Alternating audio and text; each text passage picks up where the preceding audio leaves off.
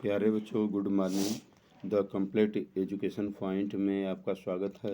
हम आशा करते हैं कि आप लोग इस वीडियो को देखेंगे और आनंद उठाएंगे।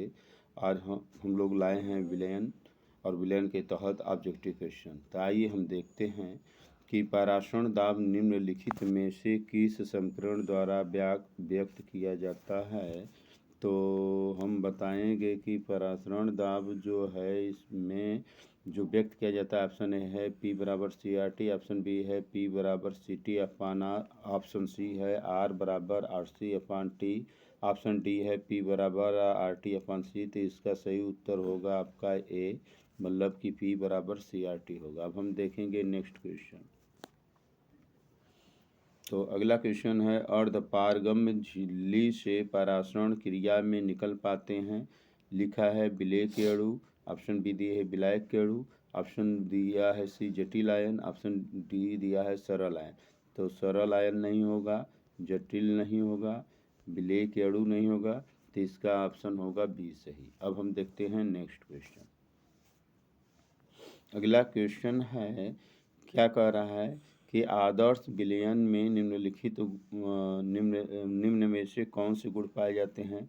तो ऑप्शन ए है राउल्ट के नियम का पालन करता है या राउल्ट के नियम का पालन नहीं करता है, ऑप्शन डी कहता है ए और बी दोनों, ऑप्शन डी कहता है इनमें से कोई नहीं। तो बता दें इसका ऑप्शन ए होगा कि यह राउल्ट्स के नियम का पालन करता है। अब हम देखेंगे अगला क्वेश्चन।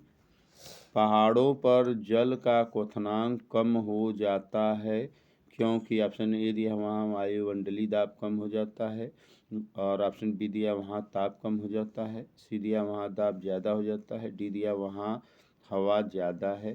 तो ऑप्शन ए नहीं सही होगा, ऑप्शन सी भी नहीं सही होगा, ऑप्शन बी नहीं सही होगा। इस प्रकार हम बता दें कि आपका ऑप्शन ए सही होगा। तो वहाँ पर वायुमंडलीय दाब कम हो जाता है। पहाड़ों पर वायुमंडलीय दाब कम होने के कारण जल का क्वथनांक जो है कम हो जाता है। अब हम देखेंगे नेक्स्ट क्वेश्चन। तो पांचवा क्वेश्चन है, निम्न में से कौन विलयन के लिए कौन अणु संख्यक गुण है। तो ऑप्शन ए दिया है परासरण, ऑप्शन बी दिया है पृष्ठ तनाव, ऑप्शन सी दिया है चालकता, ऑप्शन डी दिया है अर्धायु। तो बता दें अर्धायु नहीं होगा, इसकी चालकता भी नहीं होगा, इसमें पृष्ठ तनाव भी नहीं होगा। तो इसका ऑप्शन ए सही होगा। तो बता दें कि निम्नलिखित में से विलयन के लिए कौन सा अणु संख्यक गुण है। तो उसका आंसर होगा परासरण दाब। अब हम देखेंगे नेक्स्ट क्वेश्चन। तो प्यारे बच्चों, अगला क्वेश्चन है कि शुद्ध जल का पीएच मान होता है। ऑप्शन ए है 1, ऑप्शन बी है 4, ऑप्शन सी है 3, ऑप्शन डी है 7। तो ऑप्शन ए नहीं होगा, ऑप्शन बी भी नहीं होगा, ऑप्शन सी भी नहीं होगा, और ऑप्शन डी सही होगा। इस प्रकार आप देख सकते हैं कि शुद्ध जल का जो पीएच मान होता है वह 7 होता है। तो अब हम देखेंगे नेक्स्ट क्वेश्चन, आइए देखते हैं।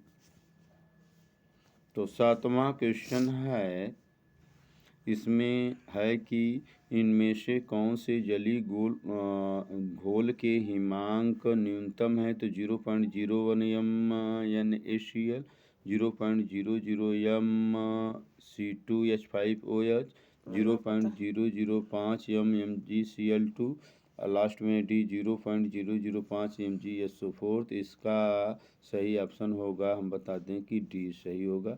इसका मतलब पहला नहीं सही है, दूसरा नहीं सही है, तीसरा नहीं सही है, चौथा सही है। अब हम देखेंगे नेक्स्ट क्वेश्चन। अगला क्वेश्चन है, मानव का रक्त का पीएच होता है। ऑप्शन ए है 6.5, ऑप्शन बी है 7, ऑप्शन सी है 7.4, ऑप्शन डी है 8.2। तो बता दें कि डी भी नहीं होगा, बी भी नहीं होगा, ए भी नहीं होगा, ऑप्शन सी सही होगा। तो मानव रक्त का पीएच जो होता है 7.4 होता है।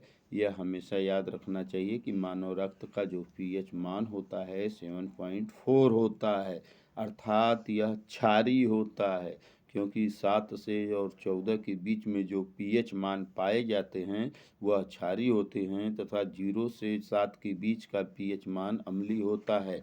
तो मानव रक्त का जो पीएच मान है 7.4 है, इसका मतलब क्षारीय होता है। अब हम देखेंगे नेक्स्ट क्वेश्चन।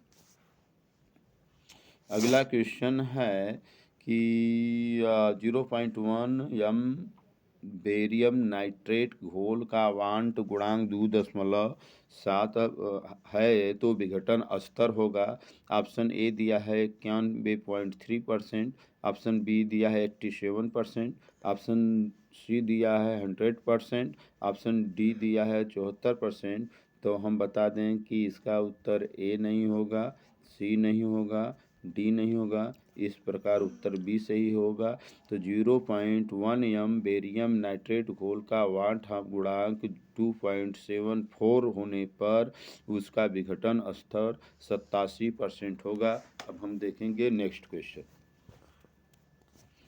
अगला क्वेश्चन देखिए प्यारे बच्चों कि एक जलीय घोल का हिमांक जो दिया है -0.186 सेल्सियस है, अगर इसका KF 1.86 है और KB 0.0512 है तो इसका जलीय घोल का क्वथनांक उन्नयन होगा। तो इसका उत्तर समझने के लिए प्यारे बच्चों समझो, ऑप्शन ए दिया है 0.186, ऑप्शन बी दिया है -0.512, ऑप्शन सी दिया है 1.86, तो ऑप्शन डी है 0.0512।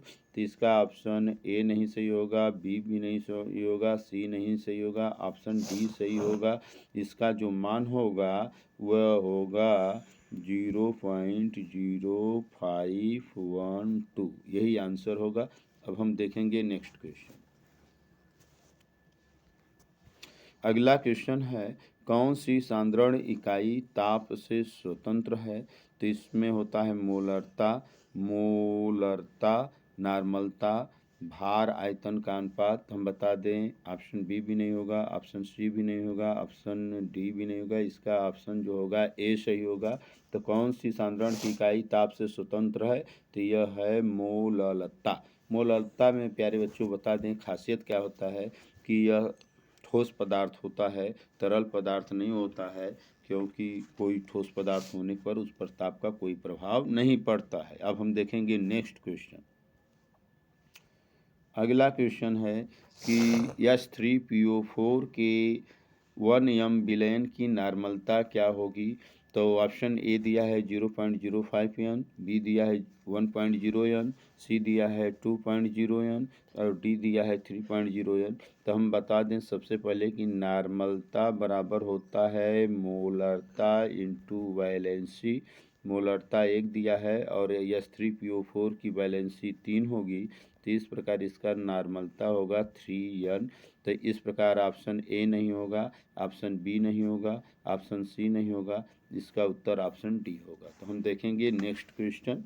याद रखो प्यारे बच्चों, दो द्रवों के एक मिश्रण जो स्थिर संगठन पर उबलता है कहलाता है हिमांक मिश्रण, एट्रोटोप, ठोस विलयन, इनमें से सभी।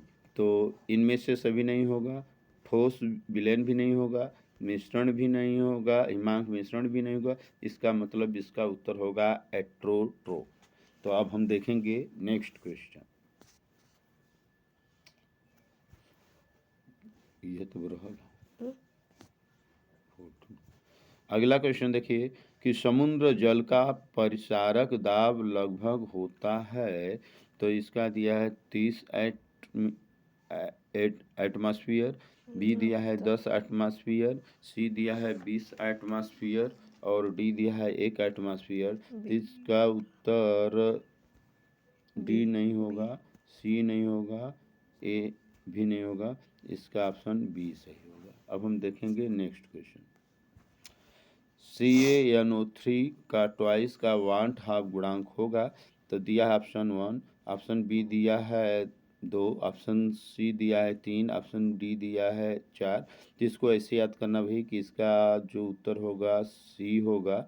अब हम बता दें कि फर्स्ट नहीं होगा, सेकंड नहीं होगा, फोर्थ नहीं होगा। 3 याद रखने के लिए CaNO3 में 3 याद रखना कि NO3 में जो ऑक्सीजन की संख्या है वही वांट हाफ गुणांक के रूप में होती नहीं है। कहने का मतलब संकेत के रूप में याद करो कि NO3 में ऑक्सीजन की 3 है परमाणु, तो यही 3 उसका वांट हाफ गुणांक होगा। Next question. तो ग्लूकोज के जलीय विलयन का शक्ति 10% है। इसमें 1 ग्राम मोल कितने आयतन में घोले हुए हैं? तो ऑप्शन ए दिया है 18 लीटर में, ऑप्शन बी दिया है 9 लीटर में, ऑप्शन सी दिया है 0.9 लीटर में, ऑप्शन डी दिया है 1.8 लीटर में। तो इसका ऑप्शन ए भी नहीं होगा, इसका ऑप्शन बी नहीं होगा, इसका ऑप्शन सी होगा। तो ऑप्शन सी है 0.9 लीटर होगा और ऑप्शन डी है 1.8 लीटर। तो इसका ऑप्शन सी सही होगा, मतलब ए नहीं होगा, बी नहीं होगा और डी नहीं होगा। तो इस प्रकार ऑप्शन डी सही होगा। अब देखते हैं 18 क्वेश्चन। 18वां क्वेश्चन है, निम्नलिखित में से कौन अणु संख्य गुण धर्म नहीं है? जिसमें दिया है हिमांक उन्नयन, ऑप्शन बी दिया है क्वथनांक उन्नयन, ऑप्शन सी दिया है प्रकाशिक सक्रियता, ऑप्शन डी है वाष्प दाब का सापेक्ष अवनमन गुणांक।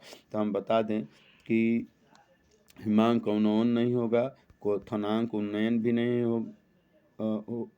होगा और वाष्प दाब का सापेक्ष अवनमन नहीं है। इसका सही उत्तर जो है सी है, क्योंकि गुण धर्म नहीं है पूछ रहा है, होता तो तीनों होता, चूंकि गुण धर्म नहीं है तो प्रकाशिक सक्रियता, प्रकाशिक सक्रियता का मतलब प्रकाश से मतलब है और इसमें प्रकाश की कोई आवश्यकता नहीं होती है। इस प्रकार यहाँ ऑप्शन सी सही होगा, क्योंकि अगर नहीं शब्द नहीं होता तो ऑप्शन ए बी और डी तीनों होते, लेकिन नहीं शब्द है इसलिए सी ऑप्शन सही होगा। अब हम देखेंगे नेक्स्ट क्वेश्चन।